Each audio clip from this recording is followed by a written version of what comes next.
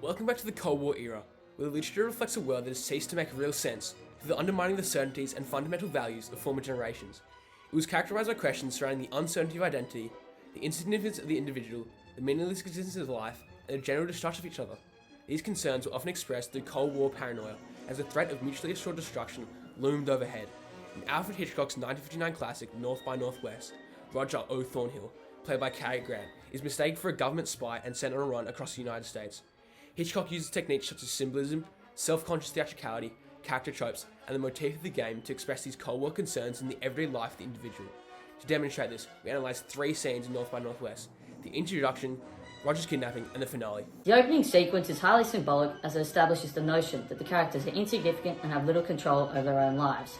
By starting with a set of checkered lines reminiscent of a chessboard, Hitchcock demonstrates they are just pawns in a chess game.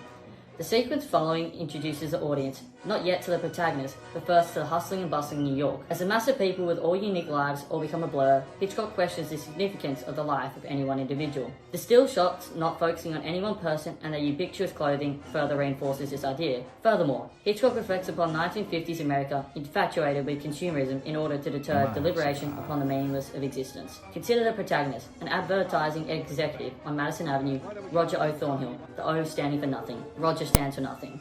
Hitchcock presents him as living a quick life, free of boredom, so that he would not reflect upon this. The first time we meet Roger is in media res, the media full tracking shot, showing him walking quickly while avidly dictating to his secretary. By using this shot, Hitchcock emphasises both Thornhill and his busy, crowded surroundings associating the two. Hitchcock uses Thornhill's occupation and how he manipulates truth to sell an idea to reflect upon the concerns of deception and obscuration of truth experienced during the Cold War. As Thornhill lies for a man in order to get a taxi, he claims, "No such thing as a lie, there's only the expedient exaggeration. You ought to know that." Spoiler alert, Roger gets kidnapped. The unlucky and absurd nature of Roger's kidnapping, him asking for a telegram just as someone calls up the name of the presumed spy of George Kaplan, suggests that this could have happened to anybody. Thornhill was also always dressed in a grey suit, a motif further revealing how he's a normal man caught up in an incredible situation. The use of the zoom in on Van Damme's cronies creates an ominous atmosphere, subtly foreshadowing the danger Thornhill is in. By the unlucky yet perilous situation Thornhill is about to find himself in, Hitchcock emphasises that nobody is safe, and hence everybody is listed as expendable. Next, we meet Townsend, or is it Van Damme? Mistaken identity highlights the confusion and uncertainty surrounding the Cold War. Van Damme represents the Cold War enemy.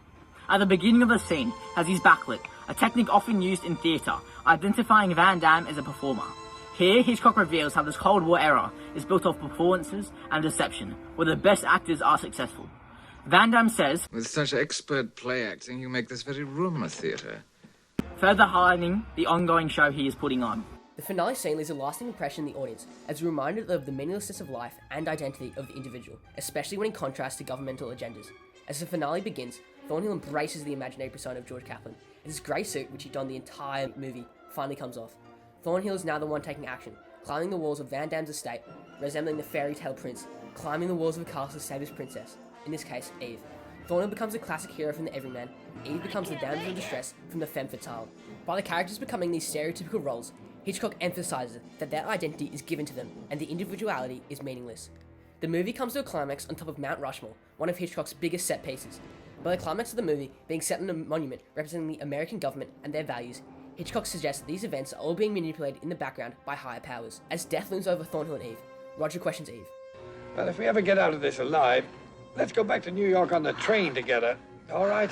The lighthearted small talk the pair engage in, though their lives on the line, is absurd, reminding us of the nonsensical nature of existence. As Leonard attempts to kill Thornhill and Eve, he's shot by policemen above, who have recently detained Van Damme.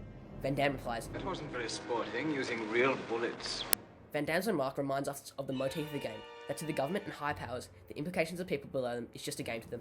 As we review today in the Cold War era, we look at how literature, specifically Alfred Hitchcock's North by Northwest, reflects a world that has ceased to make real sense, characterised by the concerns of the uncertainty of identity, the insignificance of the individual, the distrust of others, and the meaningless existence of life. Hitchcock uses cinematic techniques, motifs, and symbols to reveal what the life of the individual in the Cold War was like. In summary, Cold War literature reveals how the Cold War was not only ideological, but a battle with ourselves as mankind tried to fit their place in an ever-changing world.